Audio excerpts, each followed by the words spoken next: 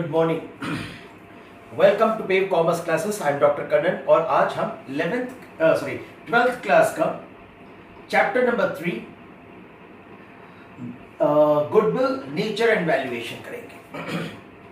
हम गुडविल के बारे में समझेंगे, व्हाट इज गुडविल। उसके बाद हम समझेंगे features of goodwill, that is characteristics और नेचर ऑफ गुडविल। उसके बाद हम समझेंगे कि what are the various factors which influences goodwill and valuation we will start.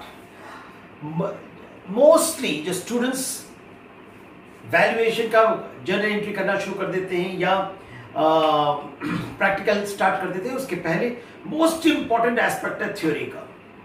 आज हम theory का part discuss करेंगे और कोशिश करना कि बिल्कुल बगैर ब्रेक लिए पूरा ये वाला वीडियो कंप्लीटली देखना। काफी हद तक तुम्हें कॉन्सेप्चुअल क्लैरिटी मिलेगी।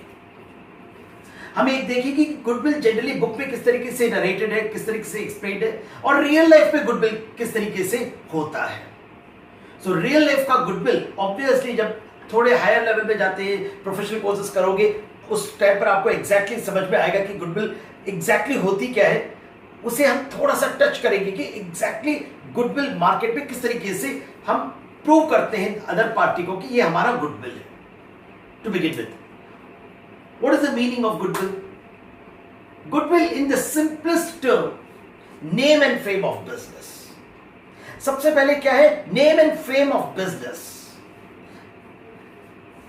यदि हम 5-6 बड़े बड़े कंपनीज का नाम लें, Reliance, Tata and steel company, Tata का कोई भी ग्रुप की कंपनी ले लो, टाटा ऑयल मिल्स ले लो, टाटा एंड स्टील कंपनी ले लो, इन सभी कंपनी की गुडविल है।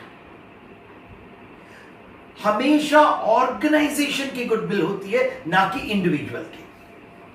भले ही मुकेश अंबानी साहब की गुडविल जबरदस्त थ्रू आउट द वर्ल्ड हो सकती है, पूरे वर्ल्ड के इंडस्ट्रियलिस्ट मुकेश अंबानी जी का नाम जानते हैं, लेकिन मुकेश अंबानी का गुडविल नहीं बोला जाएगा, वो रिलायंस ग्रुप का गुडविल बोला जाएगा। भले ही अंबानी साहब का नाम है, फेम है, सब कुछ है, लेकिन जब हम बोलते हैं goodwill, goodwill is vis-a-vis the organization, not of an individual। सबसे पहले so name and fame of business। अच्छा, name and fame of business कैसे कैसे हो सकता है, वही हम किस में देखेंगे, फैक्टर्स अफेक्टिंग गुडविल में देखेंगे। किस बिजनेस का गुडविल होता है, या गुडविल यदि मुझे जनरेट करना है, यदि गुडविल मेरे बिजनेस का मुझे क्रिएट करना है, तो मैं क्या क्या ऐसा करूं जिससे मेरा गुडविल क्रिएट होता है। Name and fame of business. अच्छा, इससे फायदा क्या है? यदि तुम अपने पेरेंट्स से पूछो, छोड़ो पेरेंट्स को भी, तुम अपने आप से पूछो तुम किस कंपनी का शूज खरीदना चाहोगे, इमीडिएटली तुम्हारे दिमाग में रीबॉक या नाइकी कुछ भी आ सकता है। क्यों? क्योंकि उसका गुडविल है। अच्छा, उसका गुडविल क्यों है? क्योंकि उसकी क्वालिटी है। मैं प्राइस तो नहीं बोलूंगा, क्वालिटी है। क्योंकि बहुत सारे ऐसे शूज हैं जो रीबॉक या नाइकी से बहुत सस्ते हो सकते हैं, हो भी सकता है उनकी भी क्वालिटी ठीक ठाक हो, अच्छी भी हो, लेकिन तब भी हमारा जहन में जनरली वो कंपनी के नाम और वो कंपनी के प्रोडक्ट्स आते हैं जिनके नाम होते हैं मार्केट में। और नाम क्यों होते हैं? वेरियस फैक्टर्स के कारण होते हैं। तो नाम होने का फायदा, गुडविल होने का फायदा क्या है? अरे, कस्टमर अट्रैक्ट होता है उस नाम से। जिस भी बिजनेस का नाम है, जिस भी बिजनेस का फेम है, for whatever the reasons might be, उसके कारण कस्टमर्स उस प्रोडक्ट की तरफ जाता है, उस कंपनी के प्रोडक्ट की तरफ जाता है, और जब प्रोडक्ट की तरफ जाता है तो ऑब्वियसली उसे खरीदता है। खरीदने से क्या होगा? सेल्स बढ़ेगा तो प्रॉफिट बढ़ेगा। दैट मीन्स हम इनडायरेक्टली बोल सकते हैं गुडविल एक बहुत बड़ा इंस्ट्रूमेंट है जो सेल्स और प्रॉफिट को इंक्रीज करता है। अल्टीमेटली हर ऑर्गेनाइजेशन का अल्टीमेट ऑब्जेक्टिव क्या है? To increase the sales and increase the profit. So goodwill directly influence करना ही नहीं करना, क्योंकि गुडविल एक बहुत बड़ा इंपैक्ट करता है प्रॉफिट एंड सेल्स पर, सेल्स एंड प्रॉफिट पर। इसीलिए गुडविल को हम एक मोस्ट इंपॉर्टेंट टॉपिक हमने लिया है अकाउंट्स में। फिर से रिपीट करता हूं, goodwill directly influences sales, directly influences profit, hence goodwill is an important factor of the organization। So easiest meaning क्या होगा? name and fame of business। मैंने यहां लिखा है, goodwill is something which places an individual in the position of being able to earn more than he be able to do by his own undivided efforts. Goodwill is something which places. मतलब क्या है? मेरे पास दो option है। Option एक, मैं already एक established business में अपना पैसा लगाऊं। ऑप्शन नंबर दो, मैं वहां पैसा नहीं लगाता, मैं अपना एक बिजनेस स्टार्ट करता हूं। दो ऑप्शन हो गए। मेरे पास एक ऑप्शन है, मैं 1 लाख रुपया एक ऐसे बिजनेस में लगाऊं जो ऑलरेडी वेल एस्टैब्लिश्ड है, प्रॉफिट मेकिंग है। दूसरा क्या है, मैं अपना बिजनेस स्टार्ट करूं, चाहे पार्टनरशिप में या सोल प्रोप्राइटरशिप में। जब मैं एक ऐसे बिजनेस में पैसा लगाता हूं जो ऑलरेडी एस्टैब्लिश्ड है, जो ऑलरेडी प्रॉफिट अर्निंग है, तो मैं पहले दिन से प्रॉफिट कमाने के पोजीशन में पहुंच जाता हूं। लेकिन जब मैं अपना बिजनेस स्टार्ट करूंगा, उसे एस्टैब्लिश करके प्रॉफिट मेकिंग करने में मुझे टाइम लग सकता है। यही गुडविल है।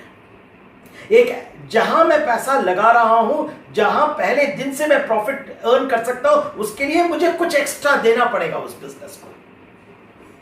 यदि मैं अपने बिजनेस में लगाता हूं, हो भी सकता है वो भी प्रॉफिट जनरेट करे, it might generate after a year और मे बी 2 years और may be 6 months, may be after 1.5 years, what the case may be. लेकिन 1.5 साल 1 साल के पहले मैं उस कंपनी में, जहां आज एक वेल एस्टैब्लिश्ड कंपनी, उसमें पैसा लगाकर मैं पहले दिन से प्रॉफिट अर्न करना शुरू कर देता हूं।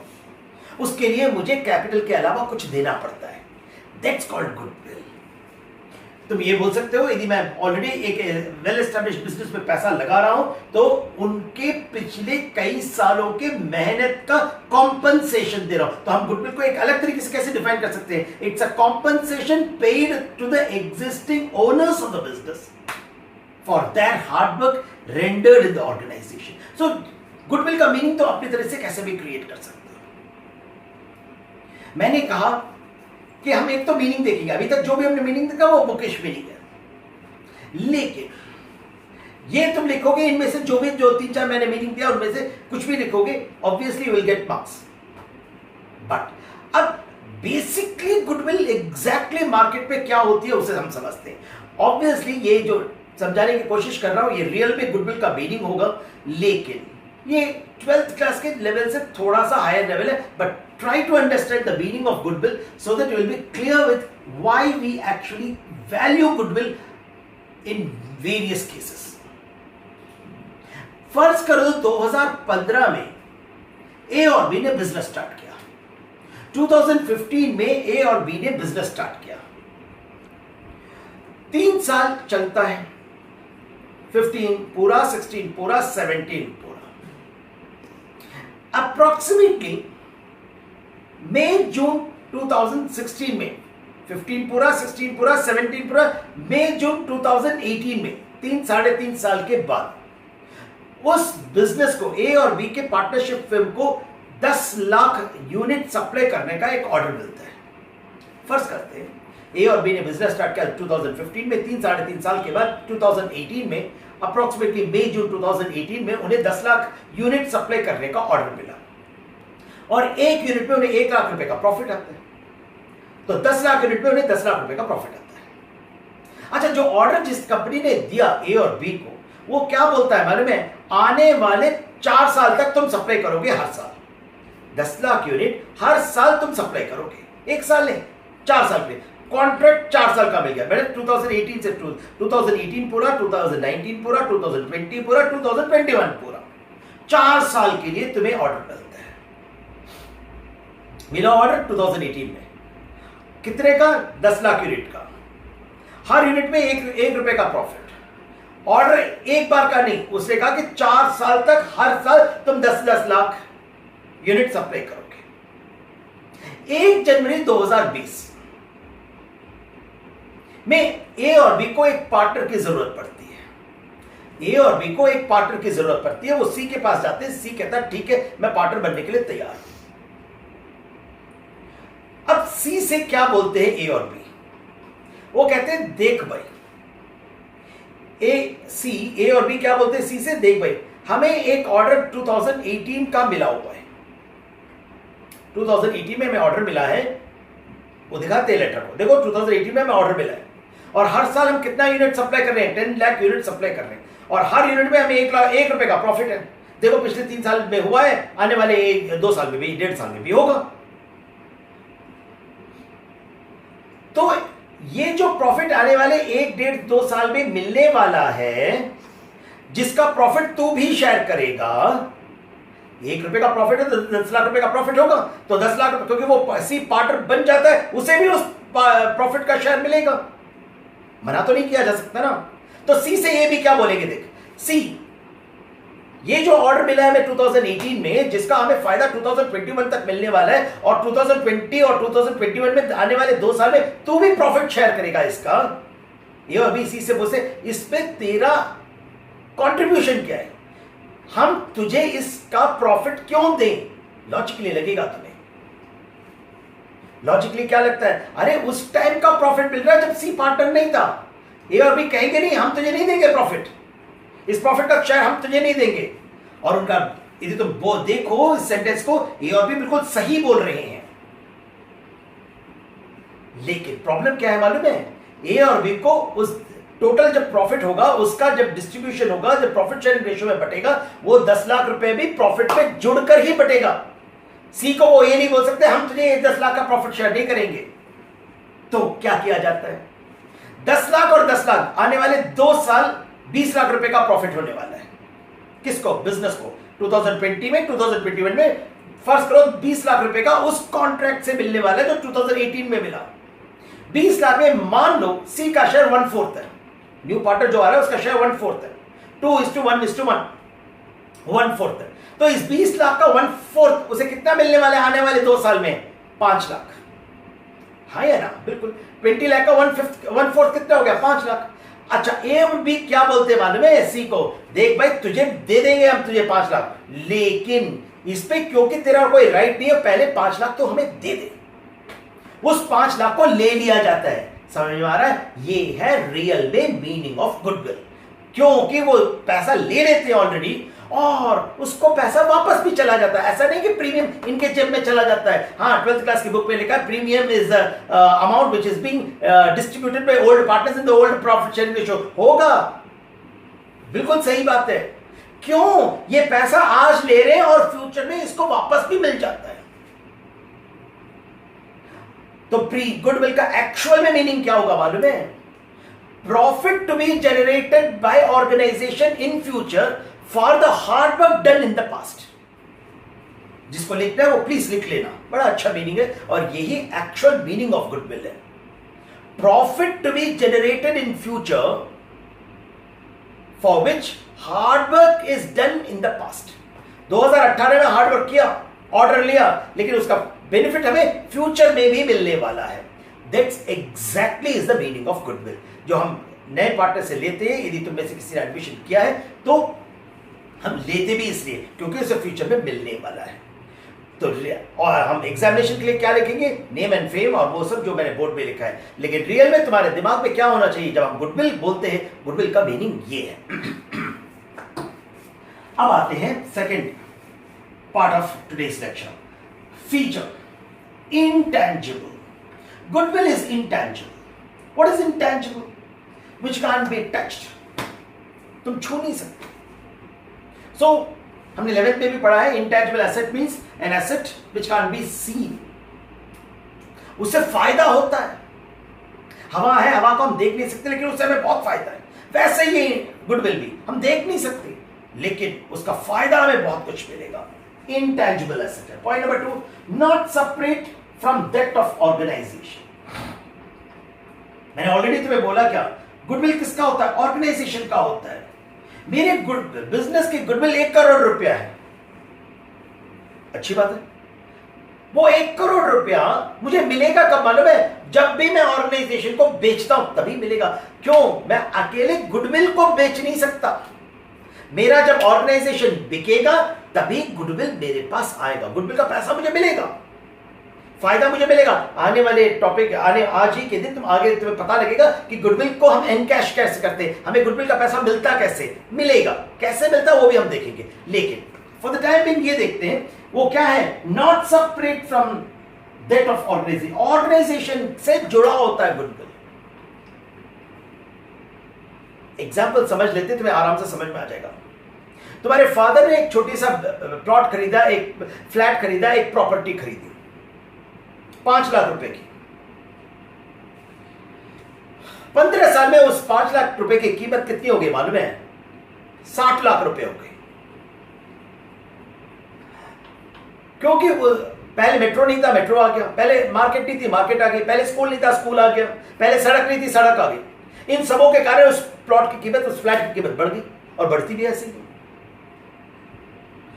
अब उन्हें पता है कि उस प्रॉपर्टी की कीमत कितनी है, 50 लाख की है, 60 लाख की है, जो भी है। 5 लाख से बढ़ गया 50 लाख। लेकिन वो 50 लाख कब मिलेगा मालूम है? जब वो प्रॉपर्टी बिकेगी। प्रॉपर्टी बिकेगी नहीं तो पापा बोल सकते हैं ये 50 लाख रुपए की है, लेकिन यदि उसे इनकैश करना है तो तब तक वो इनकैश नहीं होगा जब तक कि वो सेल नहीं होगी। वैसे ही ऑर्गेनाइजेशन के नाम के साथ जुड़ा हुआ है गुडविल, और यदि गुडविल को तुम्हें इनकैश करना है, पैसे में कन्वर्ट करना है, तो तुम्हें ऑर्गेनाइजेशन को बेचना पड़ेगा। You can sell goodwill. Point number 3, helps in higher sales and higher profits. We have already seen that. जिस प्रोडक्ट का नाम है, जिस ऑर्गेनाइजेशन का नाम है, जिस कंपनी के प्रोडक्ट्स का नाम है, कस्टमर उसकी तरफ भागता है। और रीजन कुछ भी हो सकता है, जैसे मैंने कहा क्वालिटी है, प्राइस है, कुछ भी हो सकता है, जिसके कारण कंज्यूमर्स जाते हैं उसकी तरफ, बेधड़क जाते हैं। हमें मालूम है इस पर्टिकुलर ये कंपनी है, हर चीज में है, खाने की चीज में भी है। लॉकडाउन अभी जाके 1-2 दिन पहले खत्म हुआ है, लेकिन लॉकडाउन खत्म हो जब हुआ नहीं था तब भी कुछ बड़े नामी शॉप्स खुल गए थे। हल्दीराम, भले ही डर लगता है यार, पता नहीं हल्दीराम बाहर की चीजें हम खा सकते नहीं खा सकते, लेकिन हल्दीराम एक हमें सेटिस्फैक्शन देता है। वो कहता है यार ठीक है, ये अच्छा नाम है और ये जनरली क्या करते होंगे, गलत चीज नहीं बनाते होंगे। बड़ा प्रिकॉशन, प्रोटेक्शन लेकर इन्होंने खाना बनाया हुआ। डोमिनोज पिज्जा, डर तो लगता है कि सप्लाई करने वाला कोई गड़बड़ ना कर दे या उसी को कोई प्रॉब्लम ना हो, लेकिन बावजूद इसके हमें एक बैक ऑफ आवर माइंड और हमें दिल में पता लगता है कि हाँ यार ये जो ऑर्गेनाइजेशन है ये गलत चीज हमें देगी नहीं। तो क्या है ना, नेम है। लॉकडाउन में भी लोगों ने डोमिनोज के पिज्जा ऑर्डर करवाए, लॉकडाउन में भी लोगों ने हल्दीराम के स्वीट्स मंगवाए और खाए। क्यों? क्योंकि गुडविल है। गुडविल से क्या होता है? सेल्स होती है। सेल्स से क्या होता है? हायर प्रॉफिट्स होता है। We move on to the next, need for valuing goodwill. कब वैल्यूएशन जरूरी होती है गुडविल के लिए? मैं फिर से रिपीट करता हूं, कब पार्टनरशिप, कंपनी में भी वैल्यूएशन होती है कि कंपनी का गुडविल तुम्हारे कोर्स में नहीं है, हम केवल पार्टनरशिप पे अपने डिस्कशन को, अपने लेक्चर को कॉन्सेंट्रेट करेंगे। कब पार्टनरशिप में गुडविल को वैल्यू किया जाता है? जब रिकॉन्स्टिट्यूशन होती है, जब रिकॉन्स्टिट्यूशन होता है, जब प्रॉफिट शेयरिंग बदलता है। एक सेंटेंस याद रखो, जब प्रॉफिट शेयरिंग रेशियो बदलेगा तब क्या होगा? गुडविल का वैल्यू होगा। प्रॉफिट शेयरिंग रेशियो बदला, गुडविल। क्यों? याद रखना वही सेंटेंस जो मैंने बताया। एक्चुअल में मीनिंग ऑफ गुडविल क्या था? पास्ट हार्डवर्क जो हमें फ्यूचर में बेनिफिट देगा, फ्यूचर में प्रॉफिट देगा। अरे पास्ट में प्रॉफिट शेयरिंग रेशियो अलग था, फ्यूचर में प्रॉफिट शेयरिंग रेशियो अलग होने वाला है। पास्ट का नुकसान कुछ लोग उठाएंगे। पहले 3:2:1 था, अब क्या हो गया? 1:1:1 हो गया। पहले एबीसी का प्रॉफिट शेयरिंग रेशियो 3:2:1 था, अब प्रॉफिट शेयरिंग रेशियो क्या हो गया? 1:1:1 हो गया। उस टाइम का प्रॉफिट शेयरिंग रेशियो, यदि उस टाइम पर पूरा का पूरा प्रॉफिट मिल जाता तो 3:2:1 में बनता। उस साल, उस टाइम के हार्डवर्क को फ्यूचर में भी रीप जब करेगा, कुछ पार्टनर्स को नुकसान और कुछ पार्टनर्स को फायदा होगा। जब भी कुछ पार्टनर्स को नुकसान और कुछ पार्टनर्स को फायदा होता है, उसी को बोला जाता है रिकॉन्स्टिट्यूशन। जब भी रिकॉन्स्टिट्यूशन होगा, गुडविल वैल्यू करना पड़ेगा। कब? Change in profit sharing ratio among existing partner. इस चैप्टर के बाद सब्सिक्वेंटली सब चैप्टर्स हैं। नेक्स्ट चैप्टर क्या है? सब change in profit sharing ratio among existing partner. ABC 3:2:1 थे, फ्यूचर में क्या कर रहे हैं? 1:1:1। फ्यूचर में क्या कर रहे हैं? 2:2:1। कुछ भी बदल गया ना प्रॉफिट शेयर। जैसे ही प्रॉफिट शेयरिंग रेशियो बदलेगा उसे हम बोलते हैं रिकॉन्स्टिट्यूशन, और रिकॉन्स्टिट्यूशन में वैल्यू किया जाएगा goodwill. Admission of a partner A और बी 3:2, सी आ गया। एबीसी 3:2:1, ए और बी को नुकसान होगा, सी को फायदा होगा, रिकॉन्स्टिट्यूशन होगा एंड गुडविल वैल्यू किया जाएगा। Retirement of a partner, A B C 3:2:1, B firm छोड़ के जाने को रिटायरमेंट बोलते हैं।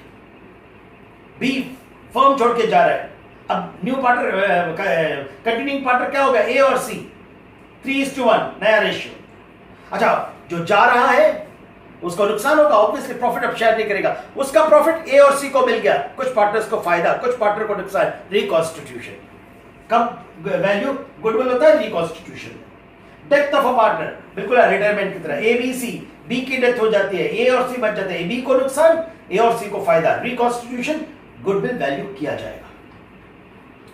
अच्छा, नेक्स्ट टॉपिक है फैक्टर्स अफेक्टिंग गुडविल। वो क्या क्या चीजें जिसके कारण एक फर्म का, केवल हम पार्टनरशिप में डील कर रहे, कंपनी की गुडविल की बारे में बात नहीं करें, तो पार्टनरशिप में गुडविल कब कब बढ़ता है या कम होता है, बढ़ने की बात करते हैं। क्यों क्यों बढ़ सकता है, कैसे कैसे गुडविल पर अफेक्ट हो सकता है। रीजन, एनॉर्मस रीजन, जो भी बुक आप पढ़ते हो उसके साथ किसी भी बुक को देखोगे बहुत सारे फैक्टर्स हो सकते हैं, उसमें से मैंने 4 फैक्टर लिए जो मोस्ट इंपॉर्टेंट है। और बोर्ड में जनरली 1 नंबर का क्वेश्चन आता भी तो 1 नंबर का आता है, और 4 points are more than sufficient. यदि इसके अलावा बुक से तुम याद रख सकते तो बहुत अच्छा है, बट एटलीस्ट इन 4 पॉइंट्स को याद रखना। First, efficient management. जब मैंने लेक्चर स्टार्ट किया सबसे पहले मैंने बोला कि टाटा का गुडविल है, लेकिन टाटा का गुडविल नहीं है। किसका? टाटा, जिस कंपनी, जिन भी कंपनी में टाटा मैनेजमेंट में डायरेक्टर है, सीईओ है, प्रेसिडेंट है, what are the reasons, which one designation ही इज होल्डिंग, उस कंपनी का गुडविल हो जाता है। क्यों? मैनेजमेंट एफिशिएंट है। लोगों को टाटा के ऊपर, अंबानी के ऊपर, बिल गेट्स के ऊपर, अजीम प्रेमजी साहब के ऊपर, नारायण मूर्ति के ऊपर भयंकर विश्वास है, और जहां ये जाके बैठ जाते लोग ये मानते हैं कि यार ये सोना और चांदी क्रिएट करेंगे। लोगों को इन लोगों पर विश्वास है। ये जब मैनेजमेंट बनके उन ऑर्गेनाइजेशन में चले जाते हैं, उस कंपनी पर उन लोगों को विश्वास हो जाता है। The first and the foremost point is efficient management. Point number 2, favourable location. एक कंपनी, इसको हम आराम से समझते हैं, इजीली। तुम चल रहे हो हाईवे में, तुम्हें ऑल ऑफ अ सडन एक ढाबा दिखता है, और ढाबा बड़े अच्छे लोकेशन में नहीं है, नाली वाली है, खाना अच्छा हो सकता है, खाना हो भी सकता है, अंदर बड़ा साफ सुथरा बनाओ, लेकिन लोकेशन बड़े गंदे जगह है। क्या तुम उस ढाबे में जाके खाना पसंद करोगे? शायद नहीं। कोई और मजबूरी है तो वो बात अलग है, वैसे हम नहीं जाके पसंद करेंगे खाना। वही है, यदि किसी और बिजनेस का लोकेशन बड़े अच्छे जगह है, पॉश एरिया में, हम दिल्ली और नोएडा और ग्रेटर नोएडा की बात करें, दिल्ली कैनॉट प्लेस, हमें बिजनेस के बारे में पता होने के पहले ही ना ऑल ऑफ अ सडन हमें क्या लगता है, अच्छा यार कैनॉट प्लेस में है तो बिजनेस अच्छा होगा। एक इमीडिएट छवि आती है उस कंपनी के बारे में, भले ही हम कंपनी के बारे में जाने या नहीं जाने। सो यदि एक फेवरेबल लोकेशन, एक फेवरेबल जगह बिजनेस चल रही है, इंडस्ट्री चल रही है, या उसका ऑफिस है, तो इमीडिएटली वो गुडविल को अट्रैक्ट करता है। ऐसे ही इसके अगेंस्ट एक ऐसे बिजनेस, एक ऐसे जगह हम बिजनेस कर रहे हैं या मेरा ऑफिस है जो अननोन है, या उस एरिया के बारे में बहुत ज्यादा लोग अच्छी धारणा नहीं रखते। नोएडा में भी बहुत सारे ऐसे सेक्टर्स हैं, ग्रेटर नोएडा में भी ऐसे बहुत जगह एरियाज हैं जिसको लोग बहुत अच्छा पसंद नहीं करते। और यदि वहां मेरा ऑफिस है, भले ही मेरा ऑफिस बहुत अच्छा हो सकता है, लेकिन इमीडिएट रिफ्लेक्शन क्या देता है, नो यार कंपनी ऐसी होगी। Point number 3, quality of product plays an important role in deciding the fate of the business. Quality क्या है? गुडविल को स्ट्रेट में अट्रैक्ट करती है। मैंने जैसे कहा, रीबॉक और नाइकी के शू ऑर्डिनरी तुम्हारे जो लोकल शूज है, जो अच्छे हो सकते हैं, कानपुर और आगरा में और एम्बोर में बनने वाले शूज हो भी सकते हैं बहुत अच्छे हो, लेकिन हमारे दिमाग में क्या है, नहीं यार रीबॉक का शूज अच्छा है। और हो भी सकता है रीबॉक के शूज यही कंपनी बना के भी एवा अपना ठप्पा लगा के बेचता हो, लेकिन हमारे दिमाग में क्या है, अरे रीबॉक बड़ा अच्छा है। Quality, then profit, higher the profit, और इसके साथ क्या कर सकते हो, higher the sales, higher the profit. जिस कंपनी का होता है उस कंपनी का ऑटोमेटिकली क्या होता है, गुडविल होता ही होता है। आज का हम लास्ट टॉपिक करते हैं और यहीं से प्रैक्टिकल पोर्शन भी स्टार्ट होता है। 11th क्लास में तुमने अकाउंटिंग स्टैंडर्ड के बारे में पढ़ा होगा। एस क्या है? set of standards to deal with that particular phenomena. जब हम गुडविल की बात करते हैं, सबसे पहले आज हमने देखा कि वो इंटेंजिबल है. अकाउंटिंग स्टैंडर्ड 26, जिसे हम बोलते हैं AS 26, deals with accounting of intangible assets. वो हमें बताता है, AS 26 हमें बताता है, institute chartered accountants of India ने हमें AS 26 दिया है. AS 26 हमें ये बताता है कि इंटेंजिबल एसेट्स की अकाउंटिंग रिकॉर्ड कैसे मेंटेन की जाएगी. वो केवल गुडविल को नहीं बोलता, वो सभी इंटेंजिबल एसेट्स के बारे में बोलता है. Because goodwill being in intangible asset, हम AS 26 इस पर लगाएंगे. क्या बोलता है अकाउंटिंग AS 26? दो चीजें हमें जरूरी है 12th क्लास के लिए. दो तरह की गुडविल का जिक्र होता है. एक को हम बोलते हैं परचेस्ड गुडविल और दूसरे को हम बोलते हैं सेल्फ जनरेटेड गुडविल. एक को क्या बोलते हैं? Purchased goodwill. दूसरे को क्या बोला जाता है? Self generated goodwill. आज हम सेल्फ जनरेटेड गुडविल के बारे में ज्यादा नहीं देखेंगे. नेक्स्ट वीडियो हम यहीं से स्टार्ट करेंगे. परचेस्ड गुडविल क्या होता है? तुम्हें मैंने इस वाले पॉइंट पे बोला था, फीचर्स में, not separate from that of organisation. अब समझो, not separate from that of organisation का मतलब क्या है? और तब मैंने बोला था ऑर्गेनाइजेशन बिकेगा तो तुम्हें गुडविल का फायदा होगा, तुम्हें गुडविल का पैसा मिलेगा. अब समझो, एक कंपनी सेल के लिए है, एक पार्टनरशिप फर्म सेल के लिए है, एक कंपनी सेल के लिए है, एक सोल प्रोप्राइटरी ऑर्गेनाइजेशन सेल के लिए है. गुडविल परचेज का मतलब क्या? देखना, कंपनी जब बिकने की है, बेचने के लिए उसका ओनर तैयार है, मैं बायर हूं, मैं उस कंपनी को खरीदने के लिए जा रहा हूं, कंपनी उस बायर के, उस सेलर के पास. सेलर को क्या बोलते हैं? वेंडर बोलते हैं. उस वेंडर के पास मैं जाता हूं, मैं बोलता हूं, हाँ भाई बता, तू अपना बिजनेस बेच रहा है? वो कहता हाँ. अब बिजनेस की बोली कैसे लगती है, बिजनेस की वैल्यू कैसे होती है, मैं कितने का खरीदूंगा, वो कितने का बेचेगा, वो डिपेंड करता है दो चीजों पर. उस बिजनेस की एसेट्स कितनी है और उस बिजनेस की लायबिलिटीज कितनी है. मैं कहता बता भाई तेरे बिजनेस के एसेट्स क्या क्या है. वो कहता है मेरे पास कैश इतना है, बैंक इतना है, फर्नीचर इतना है, बिल्डिंग इतनी है, मशीनरी इतनी है, स्टॉक इतना है. मैं भी देखता हूं, मैं कहता अच्छा बता टोटल अमाउंट कितना है. वो कहता है जी 2 लाख रुपए का है. मैंने भी देख लिया, मैंने भी एस्टिमेट लगा दिया. मैंने कहा हाँ यार बात तो सही कर रहा है, 2 लाख रुपए के. तो एसेट्स मेरे पास, यदि मैं उसका बिजनेस खरीद रहा हूं तो सभी एसेट्स मेरे पास आ जाएगी. मैंने कहा अच्छा बता तू लायबिलिटी, तेरी देनदारी कितनी है, तुझे कितने, तेरे बिजनेस को किस किस लोगों को कितने कितना देना है. वो कहता जी ए को इतना, बी को इतना, सी को इतना, डी को इतना, ई को इतना, एफ को इतना. मैंने कहता यार अलग अलग बात बोल, टोटल अमाउंट बोल. वो कहता जी टोटल लायबिलिटी मेरी बिजनेस की 60,000 रुपए है. एक बिजनेस की परचेस और से ऐसी होती है. तो मैं कहता हूं बढ़िया है वेंडर, तो एक बात बता, 2 लाख रुपए का तेरा एसेट है, 60,000 रुपए की तेरी लायबिलिटी है, चल तेरे बिजनेस की वैल्यू कितनी हो गई? 1,40,000. मैं कहता हूं ये पड़ा 1,40,000 और उठा. वो क्या बोलता है? जस्ट होल्ड ऑन, 1,40,000 में आपको बिजनेस को मैं दूंगा नहीं, ये बिजनेस 10 लाख रुपए की है.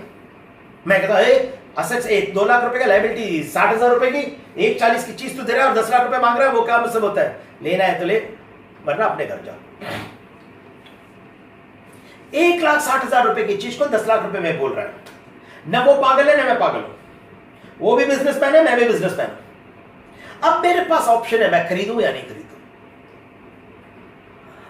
सोच के देखो मुझे खरीदना चाहिए, शायद नहीं, लेकिन तब भी शायद मैं खरीदूं. क्यों? मैं उस बिजनेस में कुछ चीजें देख रहा हूं. क्या? इनमें से कुछ चीजें देख रहा हूं. फेवरेबल लोकेशन है उस बिजनेस का, बिल्कुल मेन रोड में वो शॉप है, भरा हुआ शॉप है. सुबह 7 बजे की भीड़ निकलती है, रात के 10 बजे तक उस सड़क पे भीड़ निकलती रहती है. और जो बिजनेस और जो प्रोडक्ट में माल लगाने वालों, वो लोगों को अट्रैक्ट करेंगे और बिल्कुल सब लोग उसे देखेंगे. सोच के देखो, एक ही शॉपिंग कॉम्प्लेक्स में बराबर बराबर साइज के शॉप्स हैं.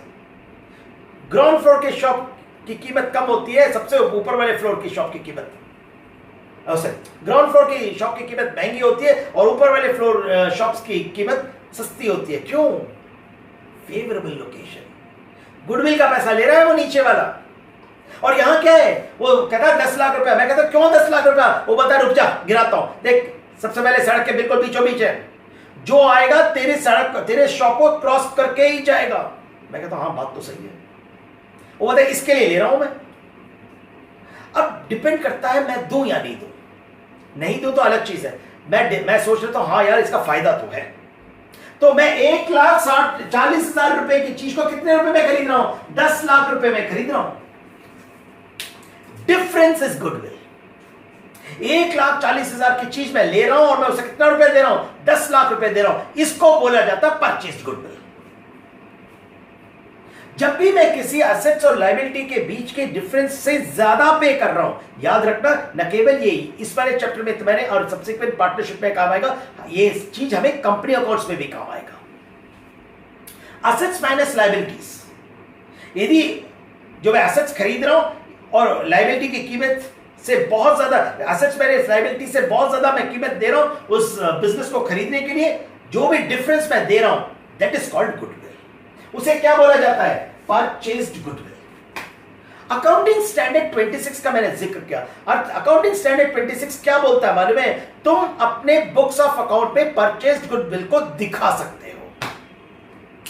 क्यों बोलता है? क्योंकि वो साथ साथ एक और चीज बोलता है, यदि वो सेल्फ जनरेटेड गुडविल है तो वो अकाउंटिंग बुक में नहीं रिकॉर्ड होगा। सेल्फ जनरेटेड गुडविल क्या है? परचेज गुडविल क्या है? जिसके लिए मैं एक वर्ड याद रखना, बहुत प्यारा वर्ड है, कंसिडरेशन। कंसिडरेशन। कंसिडरेशन मींस कुछ चीज देकर मैं ले रहा हूं। कैश दे सकता हूं, बैंक चेक दे सकता हूं, स्टॉक दे सकता हूं, कुछ भी दिया। उस गुडविल को खरीदने के लिए मैं कुछ असेट्स दे रहा हूं। That's called consideration. So purchase goodwill क्या है? For which the buyer is paying some consideration. Accounting standard 26 क्या बोलता है? जब तुम किसी कंसिडरेशन को देकर यदि कोई गुडविल लेते हो, उसे तुम अपने बुक्स ऑफ अकाउंट में गुडविल करके बैलेंस शीट में दिखा सकते हो। लेकिन यदि उसके लिए तुमने कंसिडर, तो सेल्फ जनरेटेड गुडविल क्या है? For which there is no consideration paid. यदि तुमसे पूछा then what is self generated goodwill? For which there is no consideration paid. अरे बगैर कंसिडरेशन पेड करके गुडविल हो सकता है? हो सकता है। अभी हम उसके बारे में डिस्कस नहीं करेंगे। आज हमें क्या समझना है? हाँ, सेल्फ जनरेटेड पे गुडविल हो सकता है, लेकिन उसके साथ साथ हम क्या बोलेंगे? यदि वो सेल्फ जनरेटेड गुडविल है तो वो बुक्स ऑफ अकाउंट में कभी नहीं आएगा। परचेस गुडविल है, गुडविल को डेबिट करोगे। सेल्फ जनरेटेड गुडविल है, गुडविल को डेबिट करोगे। लेकिन परचेस गुडविल के लिए क्रेडिट क्या करोगे? कोई एसेट क्रेडिट करोगे।